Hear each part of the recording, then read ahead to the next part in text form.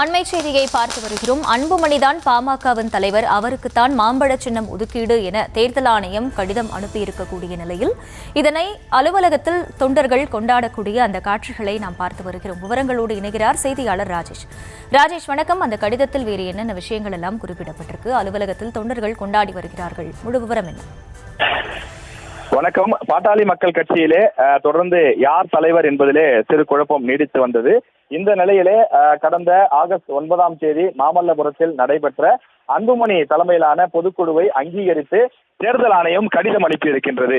எனவே இனி பாட்டாளி மக்கள் கட்சியினுடைய தலைவர் அன்புமணிதான் என்பதிலே மாற்று கருத்து இல்லை, தேர்தல் ஆணையமே அங்கீகரித்து விட்டது என சொல்லி பாமகவினுடைய செய்தி தொடர்பாளரும் வழக்கறிஞருமான பாலு அந்த ஆதாரத்தை வெளியிட்டு செய்தியாளர்களை சந்தித்திருந்தார். பாட்டாளி மக்கள் கட்சியினுடைய தலைமை அலுவலகம் சென்னை தியாகராய நகரில் அமர்ந்திருக்கக்கூடிய செலக்ட் தெருவில் அமைந்திருக்கக்கூடிய அந்த பாட்டாளி மக்கள் கட்சியினுடைய தலைமை அலுவலகத்திற்கு வெளியில் தற்போது பாமகவினர் பட்டாசு வெடித்தும் இனிப்புகளை வழங்கியும் கொண்டாடி வருகிறார்கள். மேலும் 2026 சட்டமன்ற தேர்தலுக்கு அன்புமணி தலைமையிலான பாமக மாம்பழம் சின்னத்திலே போட்டியிடும் என்றும் இனி அன்புமணிதான் பாட்டாளி மக்கள் கட்சியினுடைய தலைவர் என்று தேர்தல் ஆணையமே அங்கீகரித்திருக்கக்கூடிய நிலையில் இந்த கட்சியினுடைய கொடி அல்லது சின்னம் மற்ற விஷயங்களை மற்றவர்கள் பயன்படுவது சட்டப்படி தவறு, அதனை மற்றவர்கள் செய்யக்கூடாது என்றும் வழக்கறிஞர் பாலு எச்சரிக்கை விடுத்திருக்கின்றார். எனவே இரண்டு தரப்பினரும், அதாவது டாக்டர் அன்புமணி, டாக்டர் ராமதாஸ் 2 பேரும் தனித்தனியாக பொதுக்குழுவை நடத்தியிருந்தார்கள்.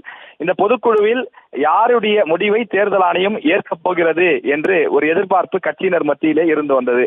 இந்த நிலையிலே கட்சியினுடைய பெரும்பான்மை நிர்வாகிகள், கட்சியினுடைய பொதுக்குழு உறுப்பினர்கள், பெரும்பான்மை சட்டமன்ற உறுப்பினர்கள் அன்புமணி தரப்பினரிடம்தான் இருக்கிறார்கள் என்பதனாலே தேர்தல் ஆணையம் அன்புமணி தலைமையில் நடைபெற்ற பொதுக்குழுவை அங்கீகரித்து அந்த கடிதத்தை வழங்கியிருக்கிறார்கள். எனவே அடுத்த ஆண்டு ஆகஸ்ட் மாதம் 1 வரை பாட்டாளி மக்கள் கட்சியினுடைய தலைவராக அன்புமணி ராமதாஸ் இருப்பார் எனவும், அக்கட்சியினுடைய பொருளாளராக திலகபாமாவும், பொதுச் செயலாளராக வடிவேல் ராவணனும் தொடர்வார்கள் என்றும், இனி ராமதாஸ் தரப்பினர் இந்த பிரச்சனையை கிளப்ப முடியாது எனவும், மேலும் அவர்கள் இந்த கொடி சின்னத்தை பயன்படுத்துவது சட்டப்படி தவறு என்ற கருத்தையும் தெரிவித்திருக்கிறார்கள்.